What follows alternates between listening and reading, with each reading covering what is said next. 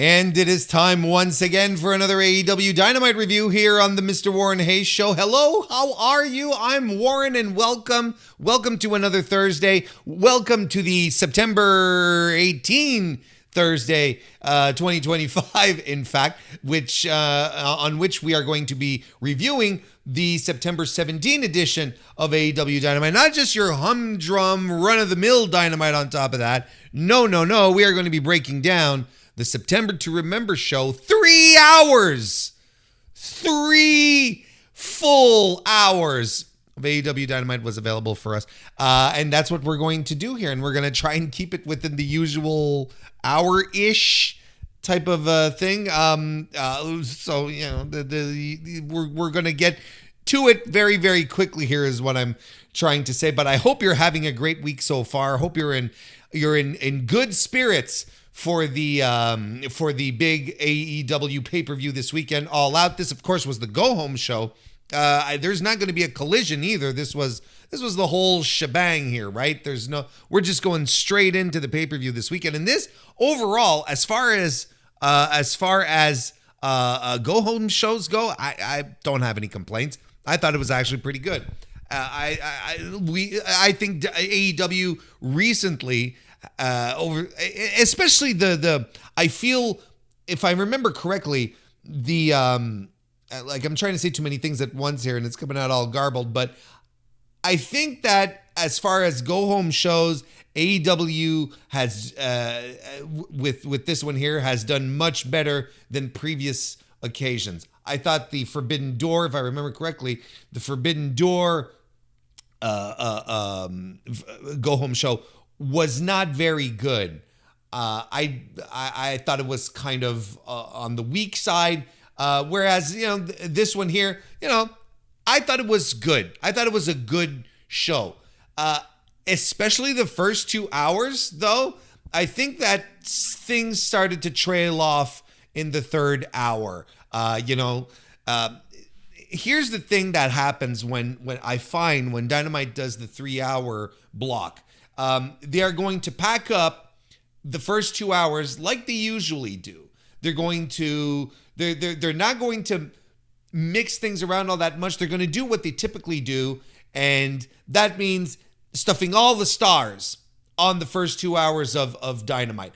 And then after, well, it's going to be a little softer. Not that they didn't put stars on in the second half, right? But like you had Mercedes Moné show up in the second half. You had, Hangman Page as well, part of the final schmoz at the end.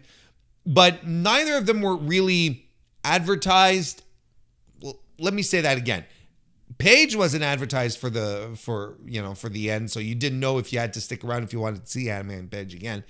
Because in fact, you would be completely in your right to say, well, after the contract signing deal, everything felt all wrapped up and good. So, I was like, well, Hangman is done for the night. We're not going to see the champ anymore. You'd be very, very, very in your right to say, well, okay, so I'm done watching it. He only showed up in the third hour, right? When he did the little thing with the top flight guys. We're like, oh, Page is still around, sort of implying maybe that he'll be around, and so on and so forth. So, like there wasn't any there, and Mercedes Moné showing up. Well, she was just part of commentary. So you're like, okay, well, she's not wrestling, The third hour lacked juice, is what I'm trying to say. Whereas the first 2 hours were really packed, I find, with all the juice. I found the third hour lacked a little juice, a little star power. I thought they kept all the more interesting things on the 2 hours of Dynamite, the typical 2 hours of Dynamite. And the crowd was also out of juice. Yeah, I think the crowd was tired by the time we got to hour 3. I don't think that helped, but again, like it's nothing terrible. I don't think this was a bad Dynamite in any way, shape, or form. Thought it was good. I see people really praising it, and I think they're going a little overboard. And I think it just suffered. It just suffered from being 3 hours, And look, don't get me wrong. I understand why they packed everything within the typical 2 hours, right?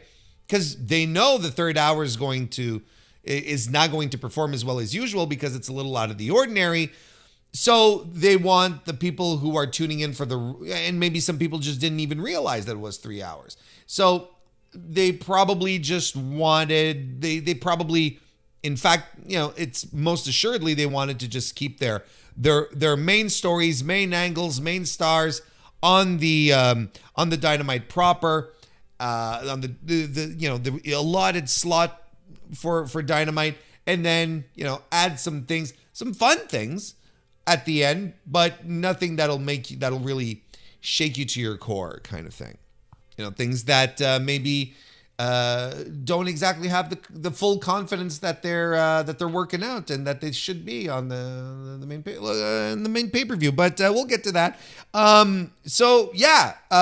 London, Ontario, over here in Canada at the Canada Life Place was the host of the September to Remember. WrestleTix. Hey, we don't often get the final counts from WrestleTix before starting Dynamite reviews, but we do today. We got the final count.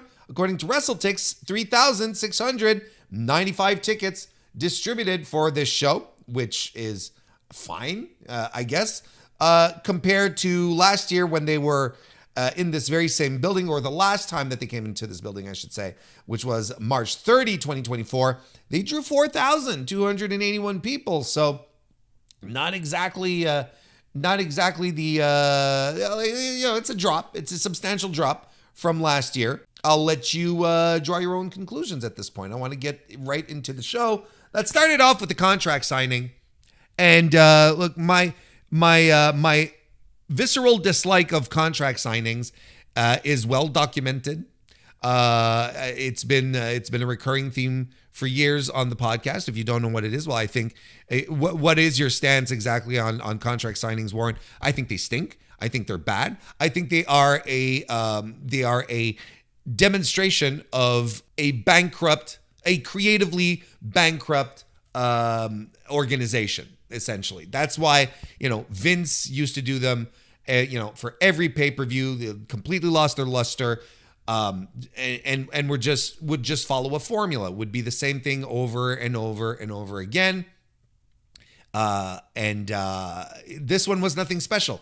I will agree that AEW has managed to sort of sprinkle a little, something new, something fresh into these contract signings on the occasions that they do them, but I really don't understand what's exciting or stimulating about seeing two guys talk to each other seated across from each other, sitting across from each other at a table where there's paperwork to be done. I don't understand how people think this is exciting or good. I don't understand. I don't understand it. I understand it's a wrestling trope.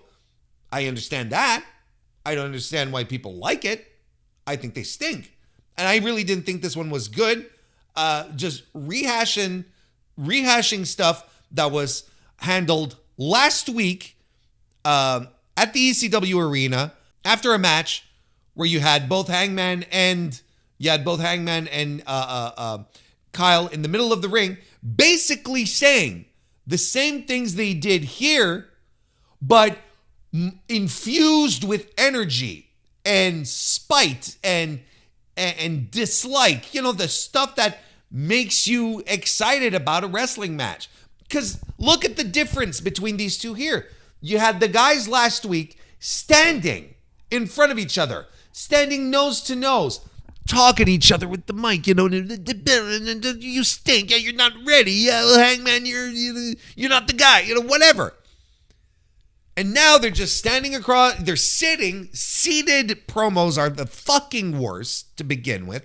There's no, you all sitting down, you're already abdicating a substantial amount of the energy and passion you can give when you're communicating, like I'm doing right now.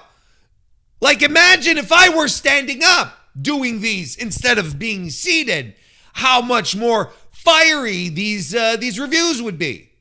Because it's not the same type of energy when you're sitting up when you're sitting up, you could sit up. When you're sitting or standing is what I'm trying to say. Jesus fucking Christ. Maybe I should be standing. Maybe I'd stop stuttering and then tripping over my words. Spoiler alert, I wouldn't. But the point here, ultimately, that I'm trying to make is that compared to last week, this was a sleepy segment. I didn't think anything really interesting came out of it, and they vowed to, no physicality, and that would pay off later in the evening. And I understand this would pay off all earlier in the evening, but why would you start your fucking show with this? Just last week I was saying, man, isn't it nice that Dynamite isn't it nice when Dynamite starts off with a hot match? When it just jumps right into a hot match, which is a way that it differentiates itself from WWE, because WWE cannot start with a match because they're arguably WWE fans don't care about wrestling.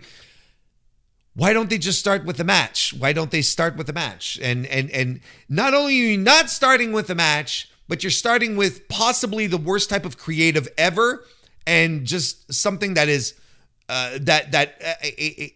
the end result just ended up being very sleepy and normal and did not add anything, and this did not have to start the show.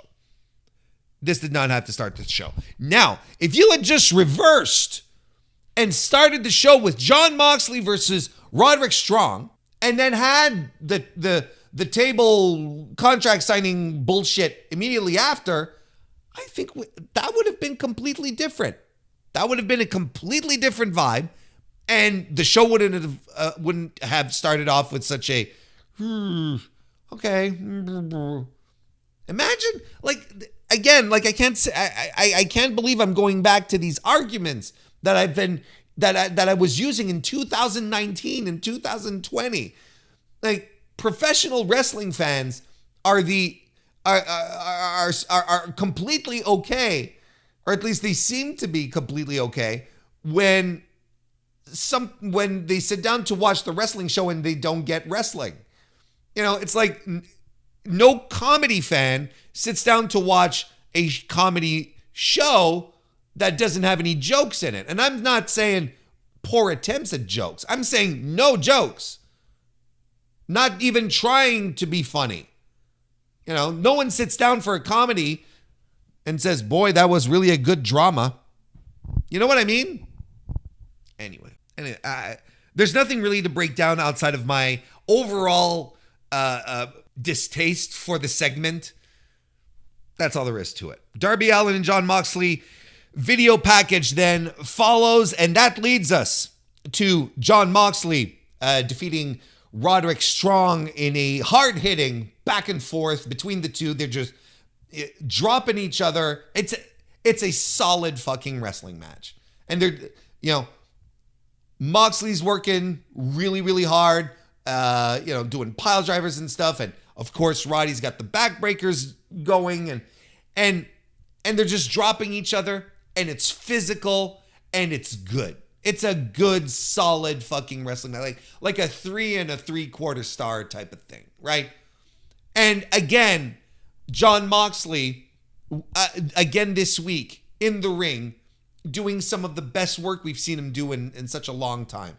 And again, shame on anyone. And I sort of went on a rant on stream this week regarding this, but shame on anyone who a few months ago were saying Jon Moxley's washed. I want him out of this company. Shame on all of you. And not only because he's proving every one of these idiot detractors who ultimately just wanted Mox to drop the title to Hangman. Okay, let's be honest here. Aside from that, why would you want to hand wave a guy who is absolutely 100% been the ace of the company?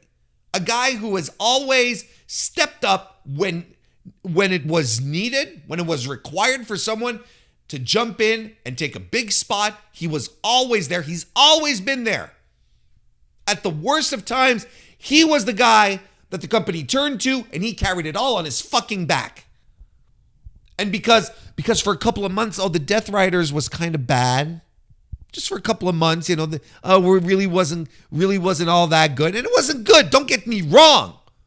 It was not good. But just because of a short period in time, and because the guy that the internet wanted to win hadn't won the title yet, right? Because of those two things, suddenly we had to hand wave Jon Moxley and say to ourselves, he's done. He's cooked. The man's done. Shame on all of you. But this match did not have much shame. This was very good. There was this one. I like the interaction where Marina Shafir and Roderick Strong were like, Rod goes to the floor to go after Moxley, and Marina steps in, and you're like, oh, this is husband and wife, right? And she's screwing it up for Roddy, not letting him go after Mox, kind of thing. Yeah, that was kind of, I enjoyed that. And there's this one spot, like an avalanche something, and I don't know exactly. You know the spot I'm talking about. Strong throws Mox off with I think, was he trying to do like an avalanche backbreaker? I'm not sure what he was trying to do, but it didn't look good. It looked like it all fell apart, really. That was my that was the main thing that I was like, ooh, that's kind of ugly. I don't know what that is. Didn't end up looking good at all. Wheeler Yuta interferes, and he almost blew a spot. Did you see that? Like, he trips up Roddy, but he almost blew a spot. He almost didn't make it on time. Like, Rod had to sort of, delay the trip a little bit. I think the camera angle made it look worse. Not as bad as it was, because you could tell Wheeler was just a little bit late. And that leads to Moxley winning with the Bulldog choke. So there you go. Moxley coming in looking extremely strong for the pay-per-view. We get a video package hyping up MJF versus Mark Briscoe, showing some collision footage. And then it ends with MJF walking. I like this, okay? I like this. And I'm going to credit Max for this one, because I think this was a really good idea. And we always credit MJF when shit is bad, when he does things that we don't like. But I think this is good, and I'm going to give him credit for this. Instead of doing the thing where the camera follows the guy into an office and listens into and is there filming a conversation, right? The invisible camera also, that's also instead of doing those tropes, Max walks into Tony Khan's office / locker room, right? He walks in, closes the door behind him, and there's a camera that just happens to be there that picks it all up. And the camera, like the audio is not great because, the microphone, the boom or whatever is picking up the audio from behind a door in an office. So Max and Tony, we don't see Tony, we only hear him. They have an argument about MJF. They have an argument because MJF is like, look, this tables and tax bullshit that Mark Briscoe wants to do at the pay-per-view, I'm not doing that. Throw me a solid. You fucked me over with the contract executions. You've been bullshitting. You've been bullshitting me. I'm being forced into this. Throw me a solid. I'm not doing this. And Tony Khan sort of stands his ground and is like, no, Max, you are not going to be able to squirm your way out of the tables and tax match over at All Out 2025 in Toronto, Ontario, Canada, where we're going to have you versus Mark Briscoe in a tables and tax match. That's not exactly how he answered, but it's that idea. He's steamed. Max is steamed, and Max storms out of the office. I thought that was really good. I thought that was good. It feels natural. It feels much more natural than camera already being there with all the great lighting and, and then someone walking in. Yeah, good little segment. I enjoyed that.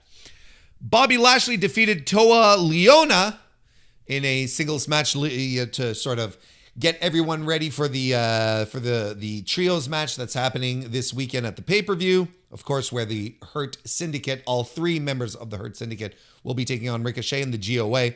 I thought this was good. I enjoyed this quite a bit. Big power clash, big dudes hitting each other real hard, and I really liked. Here's the thing.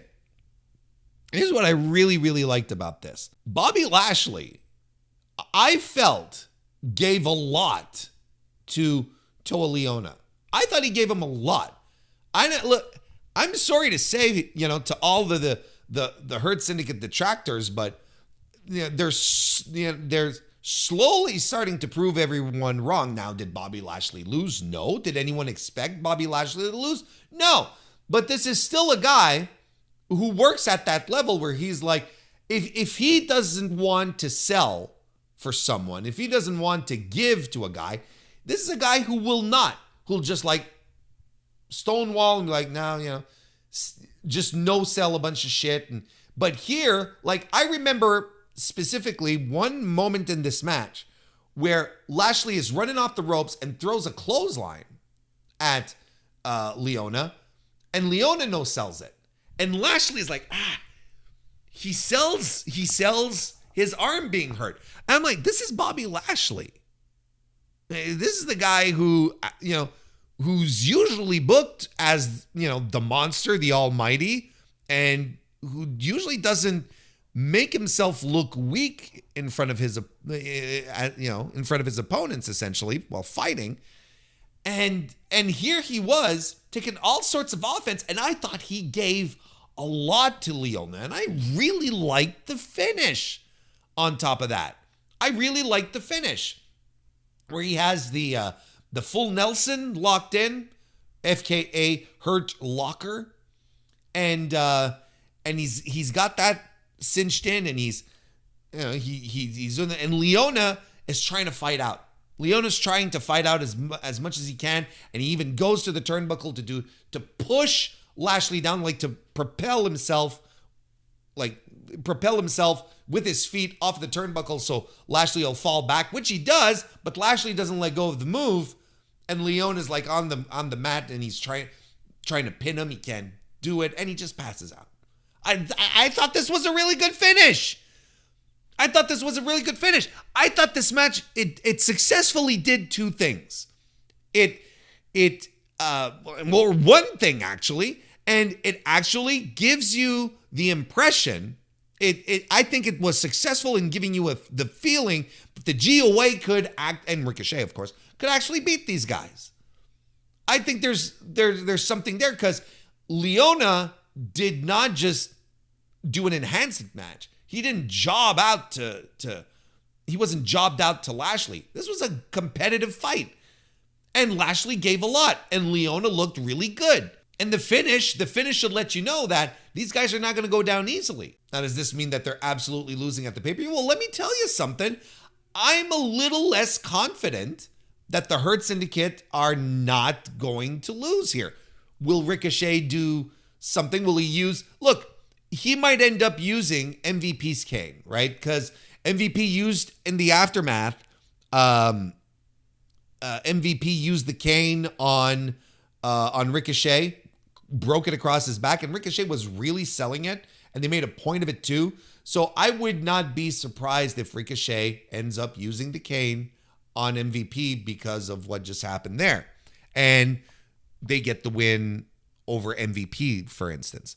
I wouldn't be surprised in the least, but this did it for me. This was a really good match to set up the pay-per-view match, where at the very least there's more doubt in my mind that the Hurt Syndicate is going to win. I think everyone sort of writes off the Ricochet and the GOA, but I think Ricochet and the GOA are being pushed.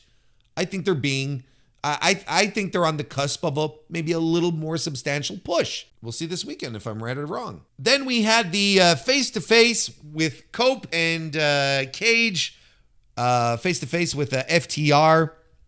And yeah, look, it is what it is, basically, where Stokely establishes, off the bat, was like, look, there's not supposed to be any physicality. And just to be clear, you'll get fined if you do. If you if you guys hit either of FTR, it's $100,000 fine. And if you hit me, it's $500,000, right?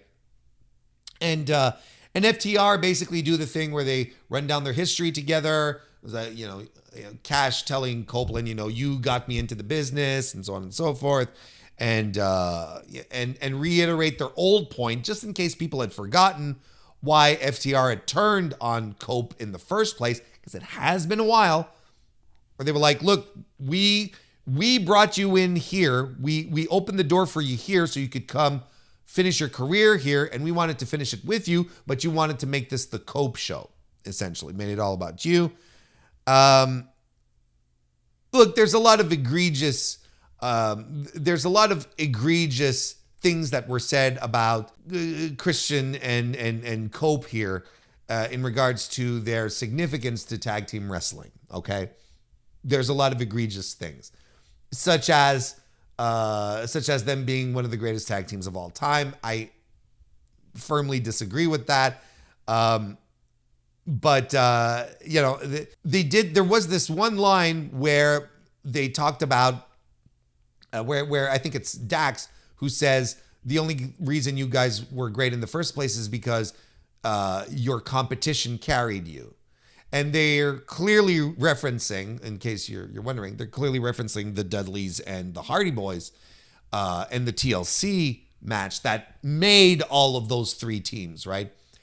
And they basically Dax saying that, because you guys were carried by two great teams. Now, the Dudleys are not a great tag team. They will never be, not with anyone who follows wrestling, who has any inclination as to how great tag teams actually look like. The Dudleys are not and should not be considered a great tag team. How about that? They're a fine tag team. I think they overstayed their. They were able to overstay their welcome. They were able to just continue on because, I don't know, Bully Ray's a great politiker. Who knows? I couldn't tell you why. The Hardys, arguably one of the greatest tag teams of all time. That's fine. I don't have an issue with that. But Christian and Cage and Cope, as Christian wanted to make sure we understood, Cage and Cope, I wouldn't say one of the greatest tag teams of all time, not even close. That's just me. So yeah, there were some egregious things being thrown around in that promo. But look, it all leads to Copeland getting the microphone and, basically firing back at everything they said.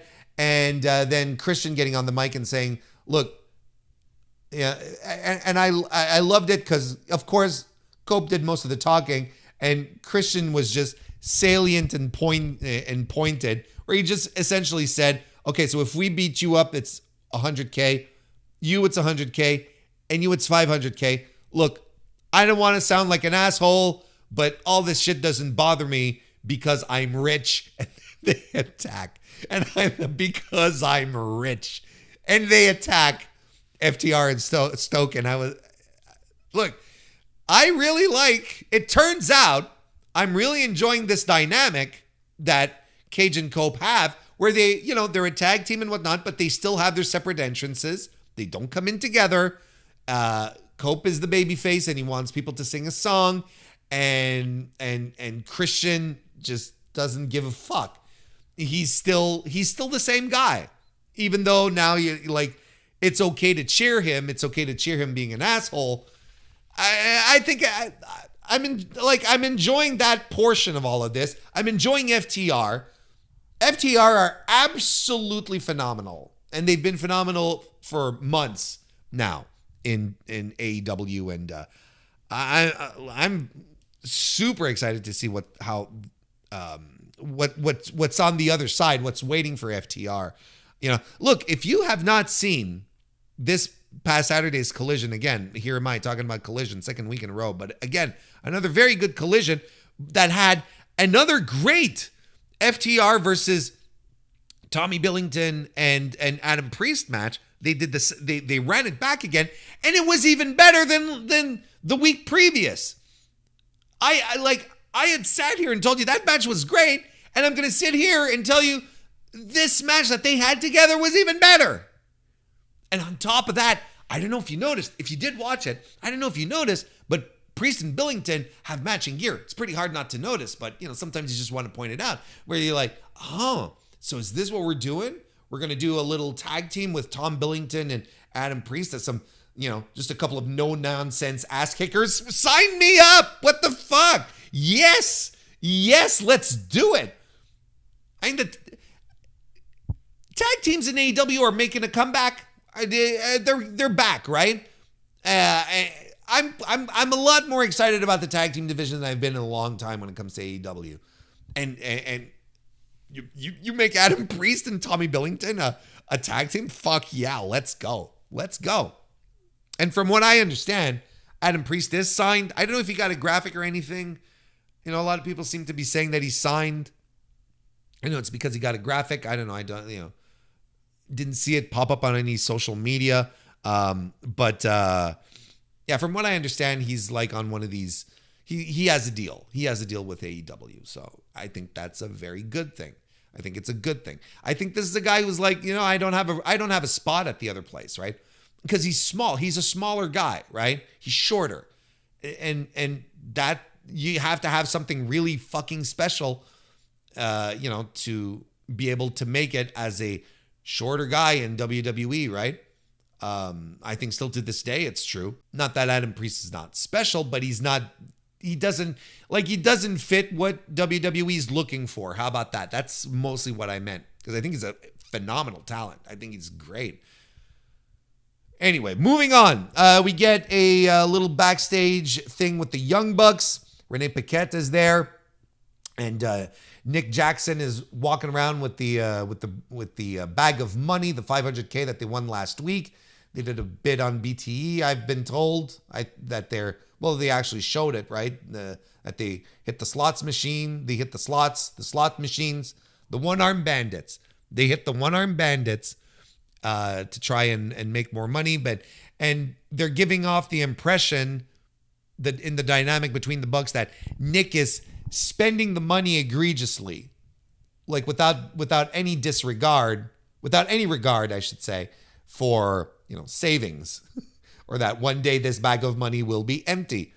So Matt seems a little discouraged at his brother, but Matt's not really paying attention, and he's giving, he gave a big stack of cash to Renee and did so to a member of the audience as well.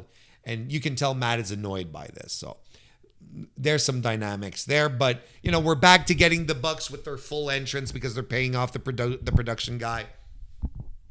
They're paying off the production guy to do the proper entrance and whatnot. So I think it was time to move on from the jokes at the expense of the Young Bucks. I think it's okay now. I think it was a good idea to move on, and that led us into the Young Bucks defeating the Bang Bang Gang, the duo of Juice Robinson and Austin Gunn. Thank God Juice Robinson is growing his beard back in. Jesus Christ, thank God it's coming back. And this was an AEW Tag Team Championship qualifier for the four-way ladder match that's happening at All Out this weekend for the tag team titles. So the Young Bucks were the first team to jump in to challenge Brodido in these circumstances. I thought the moment that everyone was hitting moves off the apron to the floor, I think from that point on, the entire match just hit another gear and was really, really good. I thought it was kind of snoozy at first, but then everyone sort of like everything started to click from that point on. It's just some great tag team wrestling from both guys, from both teams, I should say. And Am I enjoying the work of Austin Gunn? As I thought he was really solid. I thought he was really, really good. This continues, but look, Austin's always been the more talented of the two. Colton can go kick rocks if you ask me. But Austin Gunn is tremendous, and I thought he was very good in this match. And the Bucks win with the Meltzer driver or the Indy Taker or the TK drive. Here's the thing. Here's something. I almost forgot to point this out in regards to their finisher. The Meltzer driver, I think the Bucks should stop using it because they cannot do it properly anymore. They have not hit the Meltzer driver properly in, I don't know when the last time is. I can't even remember. Like it always looks like feather soft. It's just like like some duck down falling atop, the wrestler that they're pile driving. We got to stop doing it. Don't do it anymore. Do anything else. Bring back use more bang for your buck as your finisher, or do something else. Because the Indie Taker's not working. They can't do it properly. I think it's time to move away from that one. Or just do the BTE trigger. Like that's a convincing finisher. I don't like the Meltzer drive. Don't do it anymore. Don't do it anymore. It never looks good. Not Matt, but Nick always seems to struggle to fly high and enough to get it done. And then you don't feel like any impact that he's driving, that he's helping Matt drive the guy into the mat. And Matt, most of the time, is off sync with when Nick comes in to push down. Matt often is off sync. It's a disaster. They're better than this. They're better than that. They shouldn't do it. They should just stop. Stop it. Then we get the announcement that there's going to be an 8-woman tailgate, an 8-woman match at the tailgate show. I forget what it's called on TNT. Now remember, folks, right? The pre-show, what we know typically to be the pre-show with matches, that's going to be on TNT. I don't think it's being broadcast on YouTube. Maybe it'll be simulcast on HBO Max, but it's going to be on TNT. So if you're looking for the pre-show matches, it's going to be the tailgate party gimmick that they're doing on TNT. They're still doing a 0 hour, but it is my understanding that the 0 hour is going to be pre-taped, talking head bullshit that no one asks for, and that's going to be aired as usual on YouTube and all the outlets, but no matches. From what I understand, at this point here, on September 18 over lunch, okay, that's my understanding of it. Anyway, it's going to be a hardcore match. You've got Willow Nightingale involved. You've got Queen Aminata. You've got TJ, I think. I don't even remember. Hang on, let me check. Okay, instead of just trying to make things up, I got the information here. So it is an 8-woman tornado tailgate brawl at AEW Saturday Tailgate Brawl. Okay, so let me run that by you again. It is an 8-woman tailgate brawl at AEW Saturday Tailgate Brawl. All right, it's pretty repetitive branding, easy to remember. So we've got Willow Nightingale. I was completely off. Where did I come up with the TJ stuff? I don't know what. Willow Nightingale, Mina Shirakawa, Harley Cameron, and Queen Aminata. They'll be facing Julia Hart, Sky Blue, Penelope Ford, and Megan Bain. So that's what we're doing on the match-oriented pre-show. Defeated Beast Mortos to be added to the AEW Unified Championship qualifier. What a great fucking match. What a great fucking match. And again, look, okay, I want one thing at a time. It was tremendous. You've got two luchadors doing good lucha things. It's essentially what it was. It was tremendous. No notes. It was fantastic. Mascara Dorada rules. He's great. I think I mentioned it weeks ago when he started showing up a little more on AEW, I was wondering how he was going to come across on television, on American, like on American produced television, because the vibes are not the same when you're doing Lucha Libre in the arenas and whatnot, especially Arena Mexico. But he seems to be doing just fine. I don't know if it's like Mortos is helping him along, or he's acclimated really, really well. He understands how to get himself over with a crowd, and it worked. He was fantastic. I thought he was, nonetheless, got to point this out, and I enjoyed the match. It didn't take away from my enjoyment of the match. I just have to point that out. I thought he was a little sloppy. I thought Mascara Dorada was just, just a sprinkle of sloppy, but didn't ruin my enjoyment of the match. Thought it was tremendous. Beast Mortos was fantastic on top of that as well. Really being able to cut loose on some great stuff. The stuff that made us fall in love with Beast Mortos in the first place. And Dorada wins with a shooting star press. Now, I think, and I know nothing on this regard, okay? So don't go put in the papers that I'm reporting this. I think it's safe to assume that Mascara Dorada is one of the CMLL guys who has a dual contract with AEW. Because them calling him in for this spot for All Out, I think it is extremely random. It is. It's a terribly random thing. And it's just like, okay, well, this is a guy on my roster. I'm going to use him. And I'm okay with that. Don't get me wrong. I'm okay with that. I don't have any issues with random matches happening in AEW. I remember a time where that would happen pretty much all the time, and then the worst people on earth started complaining about it, as if professional wrestling hadn't been booking random matches on a weekly basis for decades. But people started to complain about that, and then unfortunately the boss, who is always online, who is chronically online, saw all of this criticism and decided, well, you know what, we got to do more stories, which I agree with. But everything has a fucking story on AEW now. It's you can't blink and get a random match anymore. That didn't make sense. You can look. There's just no more cool random matches anymore. Is what I'm trying to say. That's what I'm trying to say. After the match, Kazuchika Okada comes out with Don Callis, sort of to do the little stare down thing, and then Konosuke Takeshita comes out to a pop from the crowd. So this slow babyface turn that they are doing is connecting. People are into it. They understand what's going on.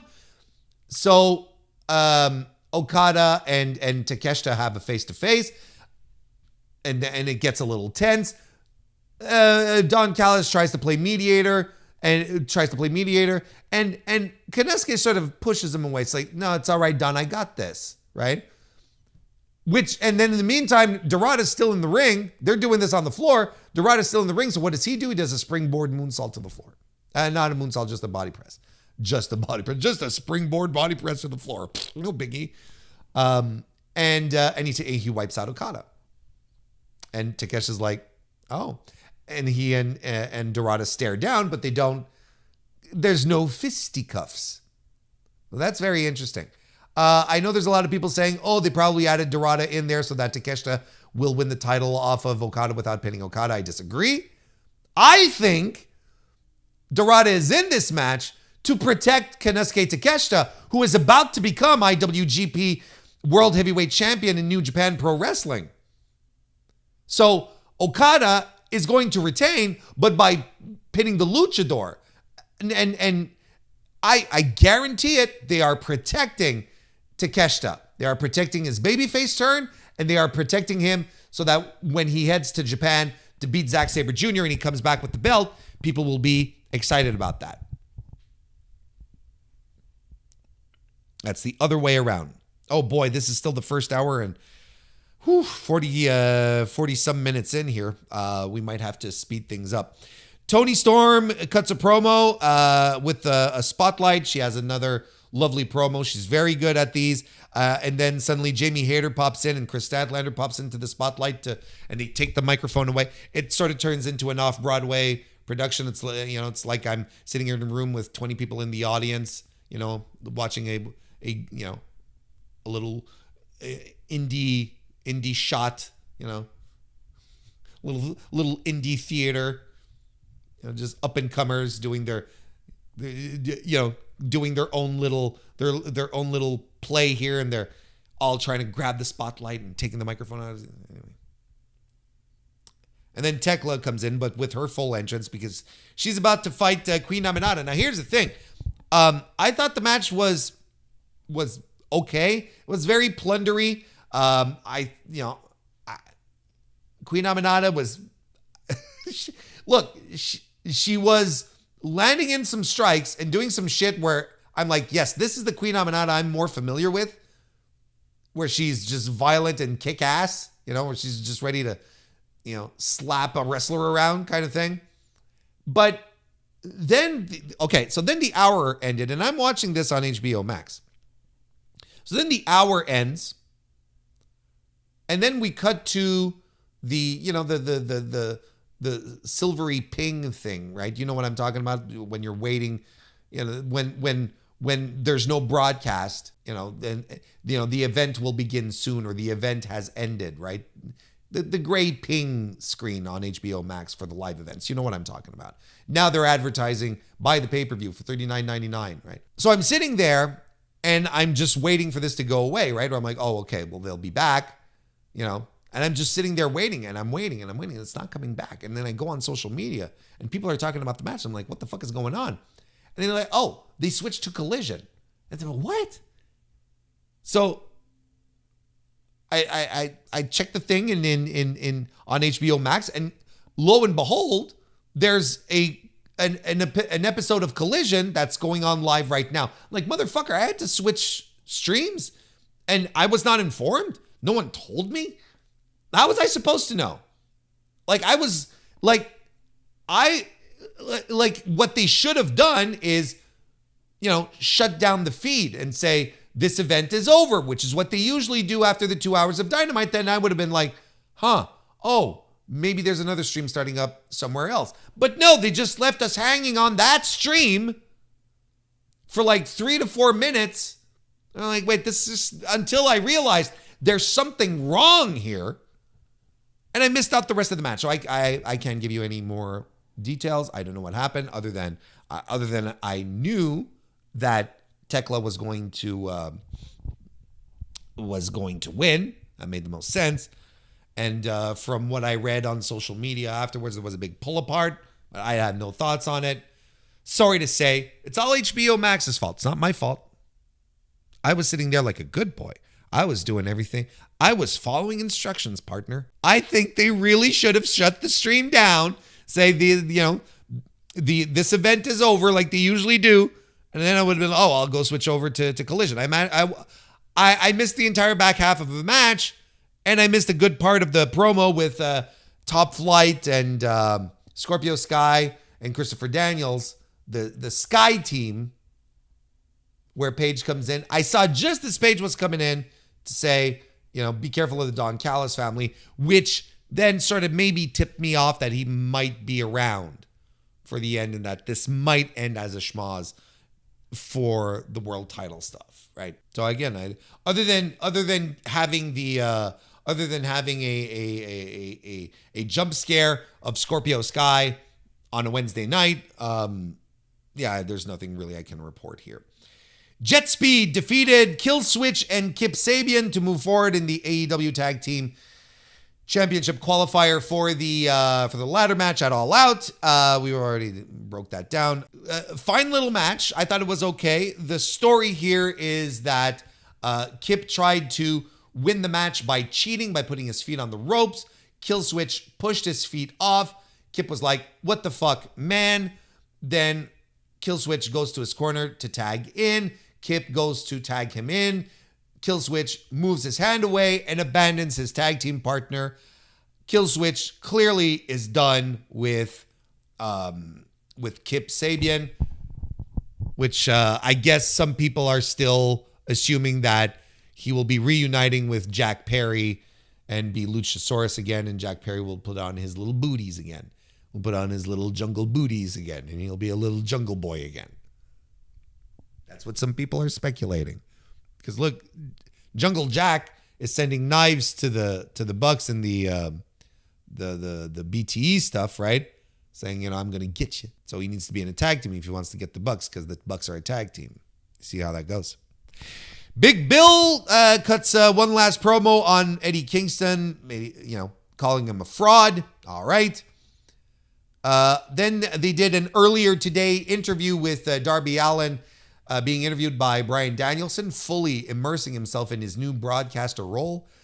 Basically talking about surviving Everest. And I thought it was a pretty poignant moment when we're seeing video of Darby crying because Darby crying in his tent up on Everest because he said, I saw so many dead bodies, And I had someone watching with me and was like, there's no dead bodies on Everest. They got to get those down. I said, no, they don't. There's no way to bring them down. Like, it's really dangerous. Well, they can just fly up there. It's too high. You can't take a helicopter up there. That's the thing. Like, that's the whole thing. So yeah, there's I don't know how many dead bodies there are. Maybe you just saw one or two. I don't know. I couldn't tell you. Doesn't mean there's like a graveyard, like there's, that there's an open graveyard of like, I don't know, 120 bodies. I don't know how many people have died on Everest. I couldn't tell you, but I do know that there are still people who have died on their way up who are still there that just couldn't be carried down.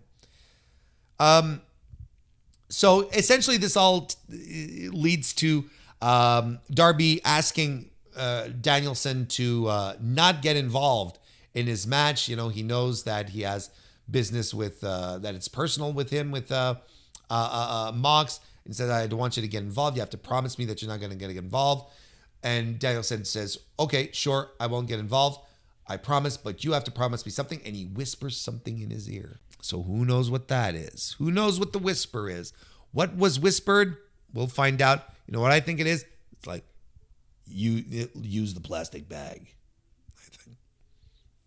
Riho defeated Robin Renegade in a quick little match here, fast-paced. I thought Robin, I don't hate the Renegade twins. Where's Charlotte? Like, I feel like Charlotte was always the better one of the two, right? Robin's fine, don't get me wrong. But when I saw Robin in her new gear, because the Renegade twins, they were tough girls, right? They were, they'd wear pleather and studded belts and wrists and studded wristbands and shit like that, right? They'd look, like tough girls. And when I saw Robin in her Joshi gear, because that's essentially what it was, I was like, really? Like, okay, because now I feel like everyone's doing Joshi gear. Like, I feel everyone, or Joshi inspired. And now sort of everyone kind of looks the same. And I don't like it when everyone looks the same. It's not everyone, but, I liked it because they stood apart. Anyway, Rio wins with the crucifix driver. Look, I think this match being on the third hour towards the end, where there's probably less and less people watching, is a sign that AEW doesn't quite have confidence in this Rio Mercedes Moné match. I don't think that they truly believe that it has any real teeth, that it's going to be, or maybe that it's even going to be good. I'm on the fence about it. Nothing happened in this match here that made me go, all right, Rio, I'm all in. There she is, kind of thing. Look at her go. It was fine. It was a fine match. It was well done. But I don't know if this really added anything to the match with Moné this weekend. And I don't know if the booker is as confident as he maybe was with this match. Look, it's Riho, it's Mercedes Moné, right? Who is one of the best women's wrestlers on the planet right now.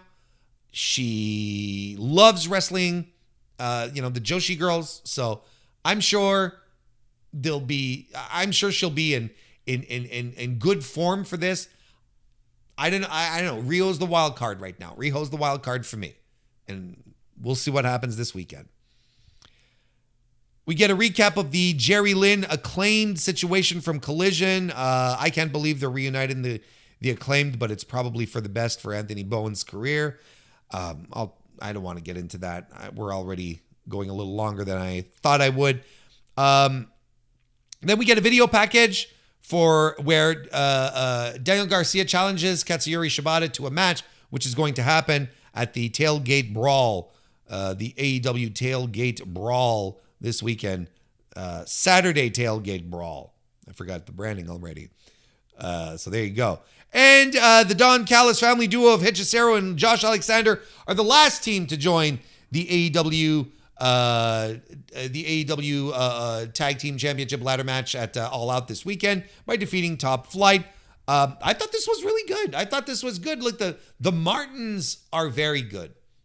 I think all that's missing truly is like a real solid crowd connection. And that can only happen by being taken seriously and being pushed on TV, and more TV time. Otherwise, like, I don't know why we're still so iffy on the Martins. I think they're very good. And Dante's good. Darius fulfills his role perfectly. They're a good tag team. They had some really creative double team offense towards the beginning of this match, which I was like, damn, okay. Like, let's have these guys on TV more. Like, they're really, really exciting. And there was a time they were on TV a lot more, right? And Dante was getting a little bit of a pushy push while Darius was out with injury. And people like the Darius, people like the Dante Martin. They really do. And they're not going to be youngsters forever. They're not going to be malleable, these up-and-comers forever. At some point, you're going to have to pull the trigger on them good and proper. And I always liked them more than Private Party, and Private Party got the big push. I don't know why these guys couldn't get it. Anyway, this was very good. Hechicero pins Dante Martin with a head scissors kind of driver thing, like a crucifix driver, but with head scissors. It was really good. Josh Alexander looked good too. Quality match to end the show. Good solid 3.5 star match, I'd say. Lots of good stuff, lots of good people in here, and all of the right teams won for this ladder match thing, which I'm not particularly excited about, but these are all tag teams and talent that I really like and that are very, very good at what they do. So we'll see what happens, but that's for another discussion. In the post match, the Callis family go after the entirety of Sky Team, or the AEW Sky Team. Because there's the actual Sky Team, which is in CMLL. This is like the US Sky Team. And the Young Bucks arrive as well to sort of cause more chaos. And then Lance Archer puts the boots to Christopher Daniels, and they're about to beat the shit out of Daniels. But then Hangman Adam Page comes out for the save, which makes sense because friendships. And he comes in for the save, but Kyle Fletcher gets involved. They have a little stare down. They start brawling. Numbers overwhelm the Hangman, and it ends with Kyle Fletcher doing a brain buster off the apron through a table. And I'm like, this is just the post-match angle. What are you doing? A great finish to the show. A great angle to set us into the main event. Or, at least what we're assuming to be the main event, because there's some discussion that it might be the Copeland Cage FTR match, but that's neither here or there for this discussion right now. I thought it was extremely successful. Well done. Kyle is coming across as a true threat, even though we know he's not going to win. He's legitimately coming across as a threat, and it's going to be a very, very good match because Kyle Fletcher is great and the Hangman cannot have bad matches. So, I don't know. Perfect way to end the show. Perfect way to set us up into for All Out. A show overall that I thought was good. And as far as a go-home show goes, this has been one of AEW's better efforts. Even though I still say the 3 hours was a little much, and that the show lost some juice in the third hour. And the crowd was not as into it, but because they saw all their favorites beforehand. They saw all of the fans. The fans saw all of their favorites earlier on in the evening. So unless you were pulling out, Kenny Omega or whatnot, there really wasn't anything to reignite that juice. So, but that's fine. That's okay. I still think it was successful, and hopefully this review was successful as well. Thank you all very much for watching it to the very end. I appreciate you a great deal. Appreciate it if you left a like here on YouTube, or if you hyped it. If you hyped it using your YouTube mobile application, give it the old hype. Let's put it on that leaderboard. Why don't you? Or leave a 5-star review on Apple Podcasts or a 5-star rating on Spotify. I will be back later tonight, if you're listening to this on Thursday, to stream, and where I'm going to preview AEW All Out. That's where it's going to happen. So I'm going to talk about some of the things I sort of touched on, but we'll go more in depth later on tonight. Otherwise, members of the Mr. Warren Hayes Show channel here on YouTube will have access to my All Out review early this weekend, as opposed to everyone else. Also, a CMLL anniversary show review. I'm doing that as well. Otherwise, it'll show up on the Mr. Warren Hayes Show podcast next Wednesday. But if you want to get early access to that, join the Mr. Warren Hayes Show channel right here, right now. Thank you very much, everyone, for listening. Once again, go watch some Randy Orton and get back to me, and I will see you next time.